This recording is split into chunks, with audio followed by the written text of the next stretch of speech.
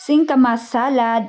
Yung kakauwi ko lang ba na galing sa hospital, ito yung nadatnan ko. Yung si Scarlett, nagawa pala siya ng singkamas salad. Tapos gusto niya lagyan ng pipino, wala namang pipino sa ref. So nagawa niya ng paraan, may nakita siyang native na pipino sa labas ng bahay. So nagkuha siya ng native na pipino, nilagay niya dyan. Yung mga maliliit na kulay green, native pipino po yan. Nilagyan niya yung mayonnaise, tapos konting asin at saka paminta. At saka may sibuyas din.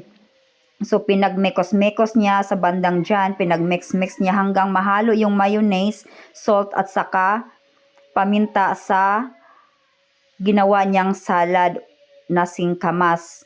More of singkamas yan. So, konti lang ang pipinong nakuha niya. So, mukhang masarap. Tikman nga natin to mamaya kung masarap ba talaga yung gawa ni Scarlett. Ewan ko kung saan nakuha niya yung idea na to. So, thank you for watching.